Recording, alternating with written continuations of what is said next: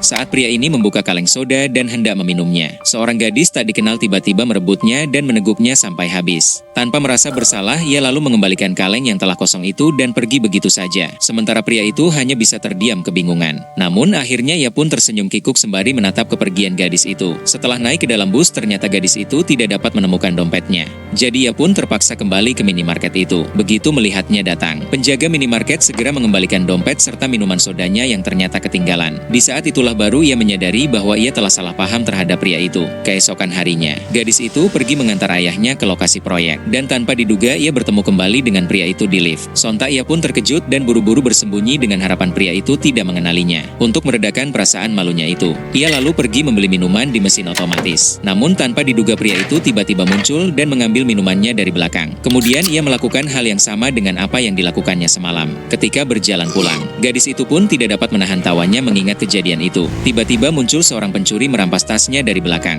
Beruntung pria itu melihatnya dan dengan cepat membuka pintu mobil. Seketika jambret itu pun terlempar ke udara. Setelah berhasil mendapatkan tasnya kembali, pria itu lalu mengantarkannya pulang. Dan sejak saat itu, ia pun jatuh cinta pada pria itu. Menyadari bahwa putrinya sedang jatuh cinta, ayahnya kemudian mengusulkan untuk bertemu dengan pria itu. Namun selama makan malam, sang ayah menemukan bahwa pria itu ternyata adalah karyawannya. Jadi ia pun langsung memecatnya dan meminta pria itu untuk menjauhi putrinya. Tiba-tiba terdengar keributan dari depan. Pria itu pun bergegas keluar dan menemukan gadis itu telah terbaring di tengah hujan deras. Ia pun segera menggendongnya dan berlari ke rumah sakit. Namun sang dokter mengatakan bahwa gadis itu hanya mengalami darah rendah dan akan segera pulih. Melihat putrinya bangun dan langsung berlari ke dalam pelukan pria itu, akhirnya sang ayah mengetahui jawabannya dan merestui pernikahan mereka. Namun keesokan harinya, saat pria itu akan berangkat bekerja, gadis itu tiba-tiba memanggilnya dengan nama mantan pacarnya. Ia ternyata mengidap penyakit Alzheimer. Ingatannya perlahan mulai memudar hingga ia akan lupa dengan dirinya sendiri. Karena tidak ingin menyakiti pria yang sangat dicintainya, gadis itu pun meninggalkan surat dan pindah dari rumah itu. Dalam suratnya, ia terus meminta maaf kepada suaminya. "Sayang, tolong jangan salah paham. Aku sangat mencintaimu. Aku bertemu denganmu karena penyakitku yang pelupa. Dan sekarang aku harus meninggalkanmu karenanya. Aku bersyukur kepada Tuhan karena telah memberikanmu kepadaku. Meskipun akhirnya aku akan melupakanmu. Tolong ingatlah selalu bahwa hanya kamulah orang yang paling kucintai." Sang ayah pun meminta pria itu untuk menceraikan istrinya.